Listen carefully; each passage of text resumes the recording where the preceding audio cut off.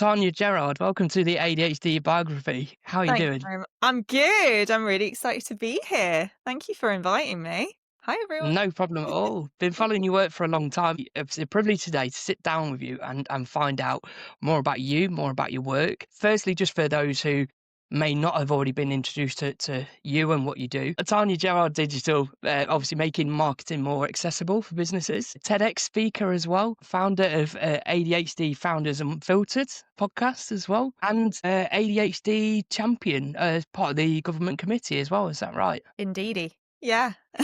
um, Fingers in a lot of pies. Yeah, I'm very tired. I can imagine, and it sounds like you're working in a lot of areas, certainly increasing things like awareness around neurodiversity in so many different formats and in different ways. I don't know how you keep up with it all. Like you say, you're very tired, and it's I'm not. Like, I think I'm just going to sleep for a week now. Not going to lie to you. No, yeah, it's been amazing. It's kind of one of those things where if everyone has a voice, and I kind of silenced my own voice for a really long time to the point where I didn't. And, everyone has a voice, everyone has a lot to give in the world, despite whether they actually know that in the moment or not. So there is a plan, believe it or not. So I'm trying to hit different generations. So I work with SEND schools as well locally. So I'm trying to help children in schools. I do some teacher training as well. I help young professionals going into the workplace for the first time, or like their first year or two in the workplace. And then I train companies as well, all about neurodiversity and accessible marketing. So I'm trying to hit, and the parliament, obviously. So I'm trying to hit those different age generations and also kind of areas that can actually make a real difference, like parliament, like schools, because obviously we all remember our favourite teacher from school. Like, they have a massive impact on children's education and how they turn into an adult. So yeah, no, tired, but good. and I love that plan as well. And I think you're absolutely spot on in terms of there's so many different areas that there needs to be more awareness, and certainly in areas like the government and education are massive areas where I think we've still got a long way to go. Hopefully we get in there, especially by having conversations like this and the work you're Absolutely. doing as well. So this has all been a long time in the making. Just a bit. I'm curious about, where did neurodiversity show up for you, and where was it you first realised that your brain worked a bit differently? I knew at a really young age. So it's kind of bittersweet. So I was diagnosed with ADHD, I want to say 7 or 8, and then autism at 25, but I'll stick to ADHD. I always had this extra thing to me. So, very short story. I lived in Cyprus. My parents were posted because we were in the RAF, and I had a teacher for the very first and last time, actually, who sat me down and said, "What do you need in the classroom?" And I was like, "Oh my God." So, like, I don't know.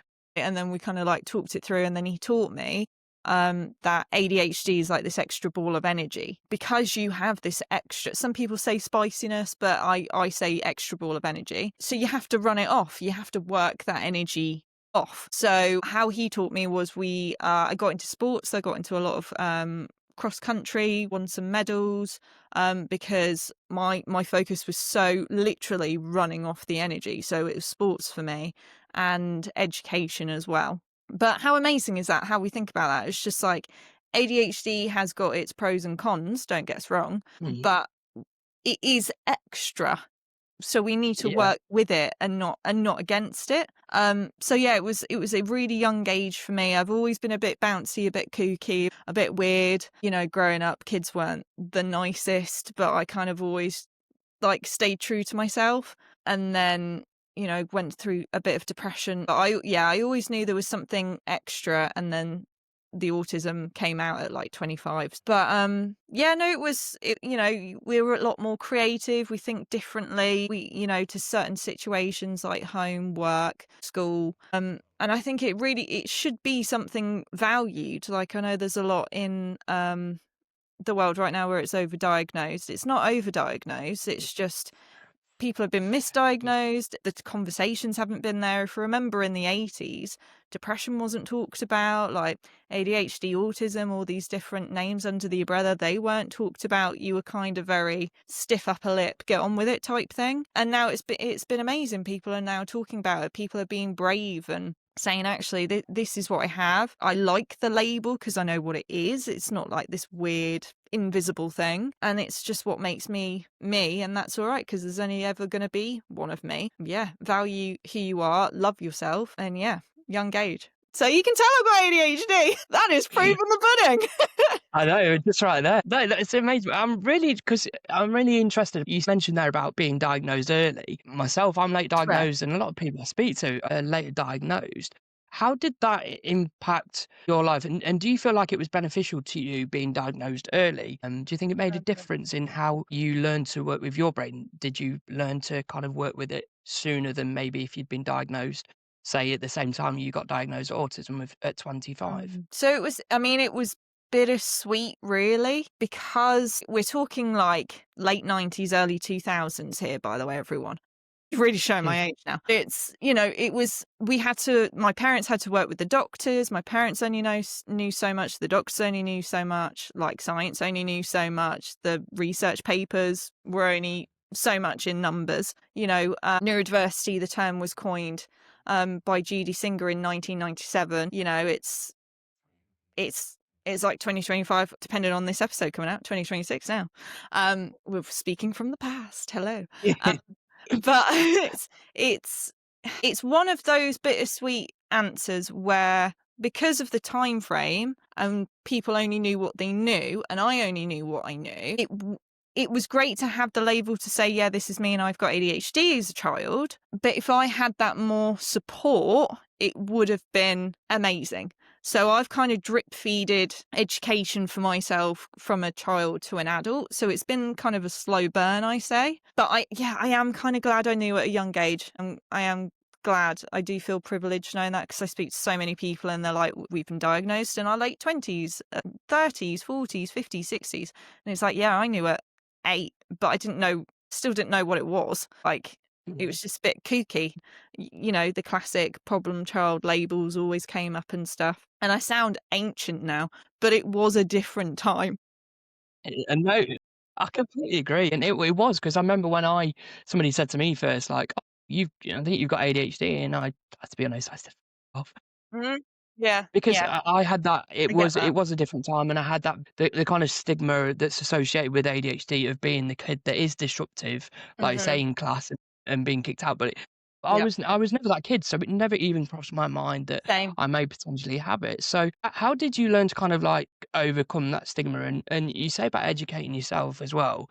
Yeah. What was the biggest things you learned along the way between sort of childhood and becoming an adult? Relating back to the ball of energy, that stuck with me for a really, still now. I would say it's because, and I'm taking a pause because it's going to hit people what I'm about to say next. Yeah. So trigger warning. But ADHD is amazing. And I want to demyth at the same time where people have said a lot in the media and everything where ADHD is a superpower. Now, I think, in my personal opinion, that is an incomplete sentence. Okay. So in my personal opinion, again, don't come for me, but ADHD is a superpower on certain days. So it depends where you are, what your environment is, whether you ate right that day, whether you exercised in the last 24 hours. It's superpower in terms of like hyper focus, for example. Like we can do like a week's work in 4 hours,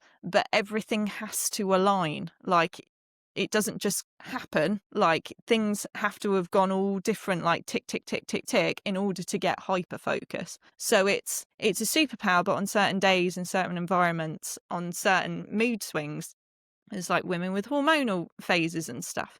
So what was the question again? Um, Real proper ADHD here. I My know we're God, going I all over the place need a already. coffee. No, but it is, and you're absolutely right in that. And I think there's too much depiction of either one of the other. either that it's either a really negative thing and a really Yeah. difficult thing to live with, and don't get me wrong, it is, but, at the same time, like you're saying, it's making sure that we kinda get that across, that it is a Yeah. balance of really good things and really bad things, and it's navigating that journey, isn't it? But going back to my question, which surprisingly I actually remember, must be my medication, Amazing. um, um, but it was what was the biggest thing? Because you mentioned there about, like, exercise and, eating the right foods and things like Yeah. that. Were they things that you kind of gradually learnt along the way? Yeah. So as a kid, my mum was like, "You're banned from Smarties. You're not having any of these." Bear in mind, Smarties were freaking amazing back in the day, kids. You have no idea what you're missing. Yeah, getting them E numbers. The E numbers were E numbers with a capital E, people. Yeah. So it's like same with Monster Munch as well. You have no idea what you're missing, kids. And Turkey Twizzlers. So in terms of food like that, so I wasn't allowed certain foods because it would heighten the ADHD and it'd make me literally go off the roof. So there were certain foods, there were certain drinks, there was obviously the energy again, knowing that I had to run it off or work it off, or kind of, movies were really good as well because I've grown up like my father was like a film historian by hobby, by the way. It's not like, oh, I'm a film historian. It was like, no, it was like a hobby. It was like a love for him, loving films as a young kid. You get the drift. And I found that if I really loved a film, I'd be silent. Like there'd be zero talking. And it's almost like kind of what medication does. So you kind of like relax the brain a little bit. You kind of have clear thoughts. There's no demons talking. There's no voices. Sound like a right psycho now, but if you've got ADHD, you understand exactly You what I you would mean. know, yeah. So everything just quiets, just like medication. So films are really good, food, running things off, exercising, which I do need to do more of, being completely honest. Anyone who knows me, I just talk like this, it's just raw ADHD at you. But friendships were already always difficult because we do this thing called masking, which I know you're very aware of, John, where it's basically literally what it is, which is you put a mask on yourself, you pretend to be someone else, you pretend to kind of like mold in the environment that you are. So friendships were difficult because there were different friendships, and I moved around a lot with my mum and dad and like through the RAF, so it was like posting to posting, so there was always I was always a new girl, I was always had to make new friends, establish myself. So with that masking, I had to mask different personalities, so there was that as well. I kind of had to learn. I should have been an actress, to be honest, but I had to kind of mask different ways, different personalities, different people, mold into them. So it was a lot, but I do feel like it's helped me with my business and who I am as an adult now. I think we have a hard time with depression and anxiety and self-love, and I struggle with it as well. I've had a very dark past with depression and anxiety. I still am very anxious, but it's it's kind of a journey. It's a life journey with ADHD. The people that say there's like a cure. There's no cure. You're talking about it like it's a disease. Yeah. I know it's a disability. I know it's a condition. I know it's brain wiring, but it's not. It's not something you have to cure. Like there isn't a cure. It's just your anatomy. But what I will say is that you need to embrace it. Like it's this extra funkiness to you. We get things other people don't. We get that creativity. We get to see things from a different perspective. Like we get to give those solutions. Yes, they're not always heard. Yes, we're normally right. But like it's okay. Like everyone's got different brains anyway, and everyone's got different abilities. So and it sounds very peace and love, but we just all need to pack together and all have a conversation. We're all freaking humans. Like there should be no war in this world. Like we just need to have a round table and just get everyone, regardless of disability and ability, in one room and have a conversation. Guaranteed we'd have world peace in a year. If you've got a few neurodivergents in there, guaranteed. Yeah, and it's probably gonna take a year to to finish the conversation as well with, ADHDs in the room, isn't it? ADHD now or never. Literally. And funny enough, that's, it's guest said to me that before, that we only live in two time zones. It's It's the the now now and the whatever. not now. Yeah, Yeah, it's yeah, very, very yeah, true. 100%. Yeah. And what's the biggest thing that you've learnt along the way too? Because you mentioned things like with like mental health and battles Yeah. with anxiety and depression and things like that, which often is quite frequent where with people living with ADHD. There's a high number that experience mental health issues 100%. alongside it. Yeah. What's been the biggest kind of like win for you that you've found to, like you said, it's a journey. Mm. What's helped you along the way on that journey with things like mental health? My dog. My dog. I mean, I don't know the science. I'm not going to lie to you, to everyone here, but there has to be so much science with ADHD and a canine. That there has to be research where, because every time, so Millie is my cocker spaniel. She's chocolate, ball of happiness and unconditional love, and when you have an ADHD brain, like I said, you have so much negativity. When I am with and she has ADHD, my bouncy, adorable fluff ball of Millie, like it's like medication. Everything goes away. Like, and all she wants is love, a cuddle, and tennis balls. And a bite sweet, you know? So I think stroking a dog, stroking a cat, stroking a bird, it really helps with that anxious side of us. So if you have got the time and the love and the patience and the understanding, get a dog, Mhm. because it really, and it's a life commitment, like they can live between 12, 15, sometimes 17 years, a dog. So you need to make sure you're prepared. I'm not advertising, get a dog, Tanya said get a dog, think about it. Okay. But I would definitely say Millie, she has quite literally saved my life, literally. But I would say get a dog. They're your best friend. They can really quieten the noise. They get you outside, which not many people talk about. With ADHD, it can be really hard to open that front door, because our homes are like our safe spaces. So it's like, nothing can hurt us. We're in control, which is another thing with ADHD. We really like control because our brains are not in control. So we like having control elsewhere. But yeah, they really do. She's absolutely amazing. I would not be here and I would not be who I am without my dog. Like, she is my baby. And you know what? That's something that I've never heard somebody actually say before. Oh, really? But as you were saying that, I was thinking of I've got two cats, and between me and my partner, like they've each got their favourite partner. We know whose cat. Oh, yeah. But my cat Gigi, and Oh, yeah, literally, as you were saying that, it's the things like this morning, I was feeling a bit anxious because of just like obviously time and like setting up the podcast and things like that. I was like, I've got yeah. a couple of hours, I need to do this and this all beforehand. And she came and sat with me and like nuzzled her head. And I Mm. mean, when we first got her, she was a horrible cat, to be fair. You couldn't stroke her. She used to bite you. And now Oh, gosh. she gets overstimulated because when she does, she will still bite. But now Yeah. she actually will cuddle up to you. She's very loving, especially in the mornings.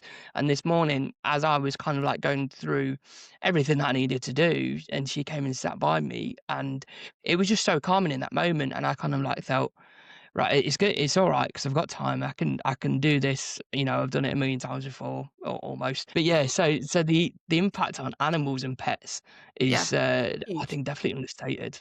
It's huge because you can get pet therapy as well, which isn't. I think it's more bigger in America than it is here in the UK, sadly. Mm. But you can get pet therapy where, because the normal verbal therapy that we all know here in the UK, it doesn't always work for the brains that we have. Like, we kind of need some specialism in the way we do therapy. So I definitely would love to see more pet therapy for like neurodivergent brains that can have that, because we have sensory issues as well. It's more towards my autism, but ADHD, you can also have sensory issues. So having something, it sounds really weird, having something to stroke, you Yeah. know? Yeah, might include that, might not. Yeah. Oh God. That'll turn into a meme one day. But But it's, you know Yeah. what I mean? Like it's having that sensory thing to, like fidget spinners, something to something to stimulate us while we're talking. Like for a therapist to have that understanding, they're the things that are going to make the biggest impact. Because again, it's the classic one size fits all again. I don't know how we've gone on to therapy, but here we are.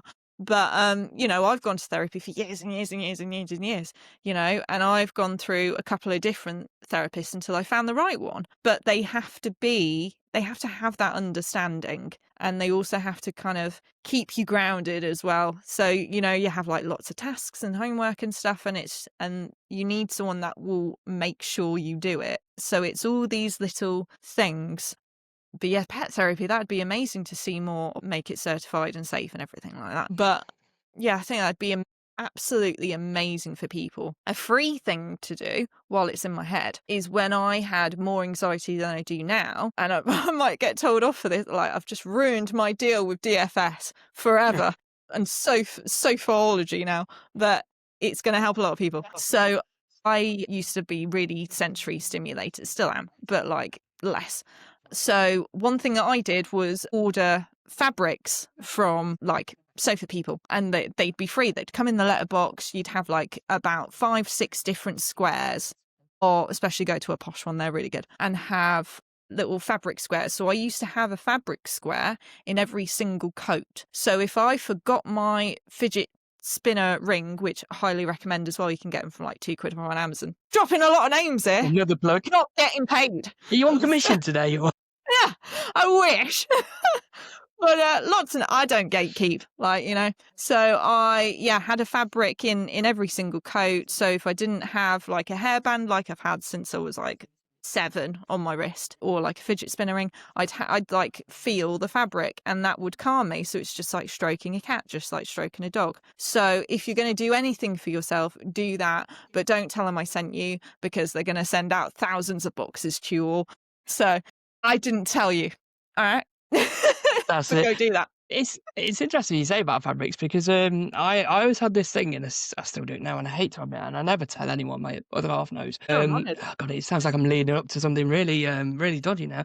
But Drum roll. yeah, it's like there's tags, or the labels in clothes, but it has to be like Don't a even start me. specific label, because it has to be like a Itchy. one that's kind of folded and Ugh. has to have a certain feel as well. But yeah, Yeah.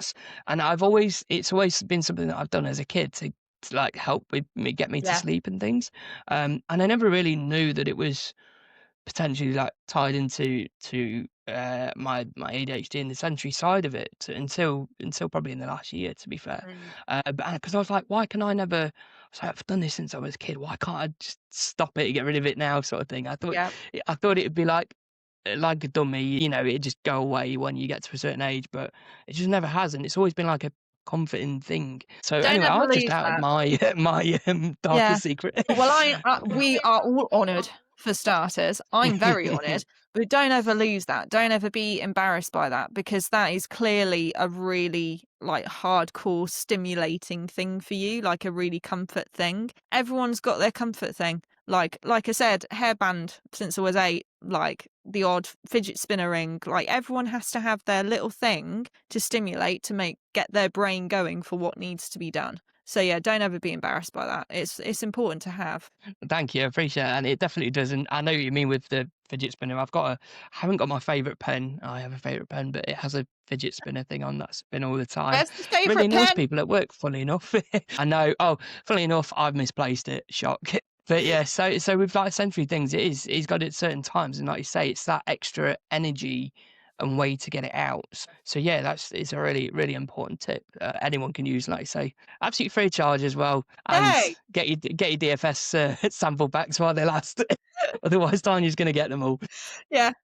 Oh, yeah, exactly. No, it's just such an easy thing to do. And again, if the big companies are watching, I do apologise, but also you're helping a lot of people, so yeah, it's all good. But also, Yeah, I want a code. I'm sure you'll get one, and probably a referral with RSPCA as well after the adoptions that go up after this of I'd love animals. that. Yeah, 100%.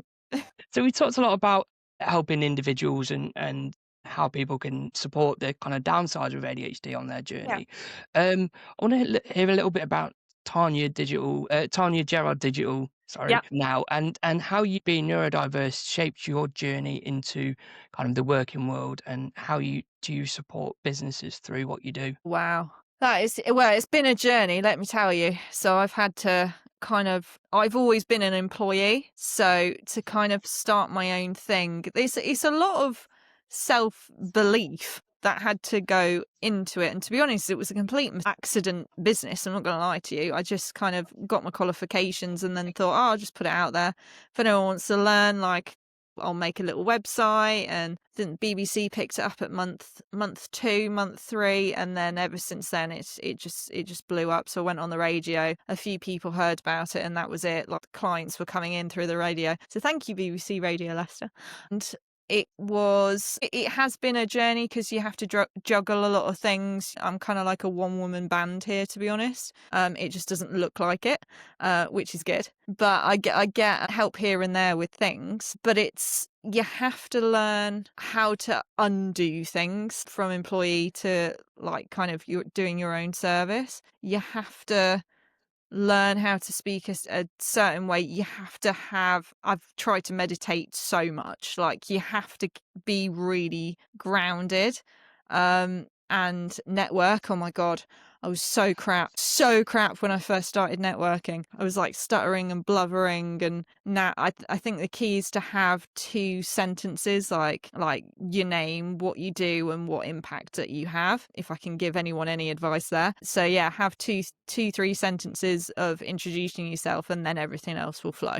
But it took me a while to learn that. But I would say I've kind of looked at food and hormones as well, so that's had an interesting effect. It's just learning about yourself and kind of analyzing yourself, almost like a project. So you kind of like, okay, so this is what I ate yesterday, and this is what I did, and this is who I talked to, and I'm starting to feel a little bit fatigued, a little bit. Have I started cancelling things? Am I feeling a little bit down in the dumps? Could this be burnout? Could this just be a cold? So you have to kind of like really analyze yourself and give yourself a bit of grace.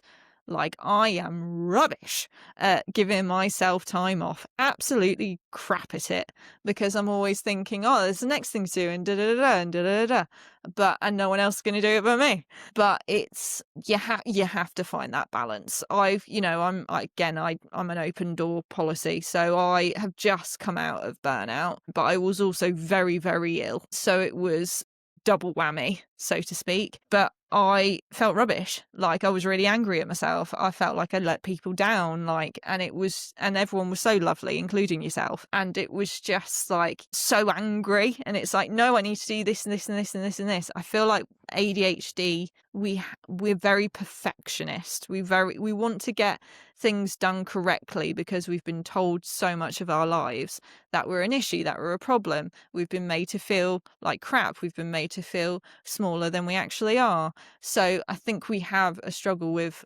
perfectionism, definitely.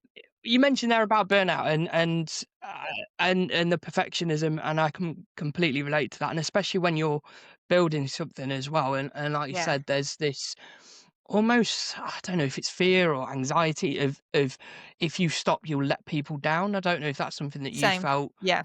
Yeah. 100%. Yeah, because I do a couple of things. So I do website audits. So basically, I look at company websites and go through the user journey and see if it's actually a good journey from awareness to purchase or awareness to action. So, I'll look at the content, I'll look at the imagery, I'll make sure there's alt text, I make sure the buttons are all working. I do different user journey flows of someone that might have dyslexia, someone that has ADHD, someone that has autism. Is the images really flashy? Is the SEO correct? So we'll go into deep audits and look at lots of different journeys. We'll also go into, if someone is blind, can they operate your website? Someone that's hard of hearing, like, can they understand the videos on your website? Do they have captions, or is it someone just going, right? It's been amazing, even though loads of designers and web developers go through wireframes and the different processes. Like accessibility itself is something that's always very last minute or not at all, sadly. And my background is digital agencies. I've worked with web developers, I've worked with designers, I know exactly what happens in agencies. And it's not always their fault. So it's very, very fast paced, but it is something that is hugely important to have in your website, to have in your socials, to have in your email marketing. Make sure the message is clear. And it's accessibility is all about making sure that message is understood by everyone, regardless of ability. And that's what it is. It's not for just neurodivergents or people who are just blind or who are just deaf or cognitive impaired. It's literally for everyone. Can everyone understand the message and the service that you're bringing and the difference that you want to make to people? And then I also do accessible marketing training and neurodiversity training. So I'll go into companies across the UK or the US, so a lot of virtual right now, and basically teach them what ADHD is, what dyslexia is, what it looks like in the workplace, communication preferences. We'll go into hiring processes. We'll go look at your job descriptions as well. We'll look at your policies. We do a whole 360 scope on basically what the company has done, where they are now, where they want to go.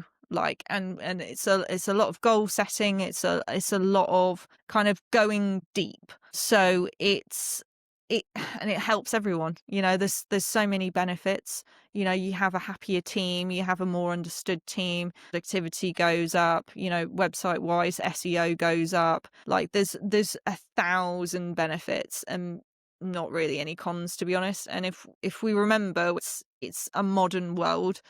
People are being more accepted for who they are. People are really standing up for their voice a little bit more. We're seeing it year on year. Like I said, and it sounds really cheesy, but we're all humans. Like we're all the same race, same product. We might just all look a little bit different. Our brains might be different wired, but we are all humans. And that's what a lot of us forget. And life is bloody short, people. If you're going to take anything from this episode, life is too short and you're fabulous. Don't worry about it.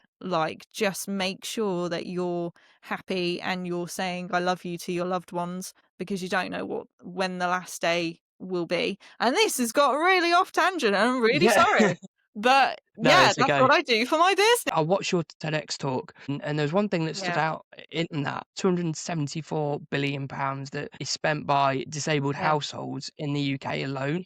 So, that's a massive market for businesses to kind of tap into. Obviously, if the product's right for the end user. Yeah. Well, it's even bigger now. So that report was, the Purple Pound report was about 5-6 years ago for 274. There's a couple of reports going out, but they're not certified. But I think there will be one coming with the more research. There will be a certified official one coming out. But we're probably looking at around 400 billion now. And that is because over the last 5-6 years, there's been more awareness, there's been more conversations, there's been more acceptance, there's been more assessments and media coverage and people being brave and saying, no, F you, I have got a voice. This is how I feel. I'm not going to be quiet anymore.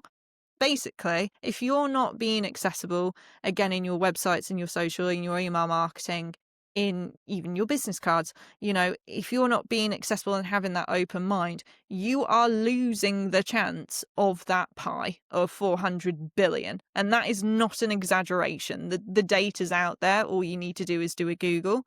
But it is a massive chunk of money that you are missing out on with really easy fixes like adding alt text to your imagery, adding image descriptions, making sure the links go to the right page, making sure that your font is within WCAG guidelines, so Website Content Accessibility Guidelines, making sure that it follows Accessibility Acts. So there's a European Accessibility Act that came into this year, 28th of June, might have been 27th, but it basically is saying that if you are not accessible and you have a business that sells to overseas in Europe, you can be fined up to 4 million euros if you are not accessible, if you do not tick Mm. those boxes. So it's serious stuff, people. Like we've been talking about it for a little while, but I think people are now starting to see the effects, and there's a lot more conversations now, so people are like, oh, okay, this is freaking serious, and it is. If you're not scared, you should be, because there's a lot of Mm. money to lose. There's going to be even more money to lose when one of those flipping fines come through your letterbox. Yeah, and I was just going to say that because obviously with the number of SMEs across the country, £4 million is a massive fine. Yeah. So if people aren't aware of this, then it could hit them really hard. And I think you even maybe 100%. mentioning you to talk about it could wipe out all the profits or even wipe out the business at a kind of fine like that as well. Especially with like rising costs, of everything nowadays, employees and things Oh like that. yeah. The last thing that you want is something like that coming your way. Exactly. I mean, I think I stand by the British people. We've had enough. It's been a year for us all, Like it's just one thing after another. There's going to be a point where we all just need to go, yeah, this is enough now. We're all very British. We're kind of like stiff upper lip and crack on. I'm not sure how much longer we're going to be able to do that, Yeah. people. Like we're going to need to take a stand at some point, but that's a whole different kettle of fish.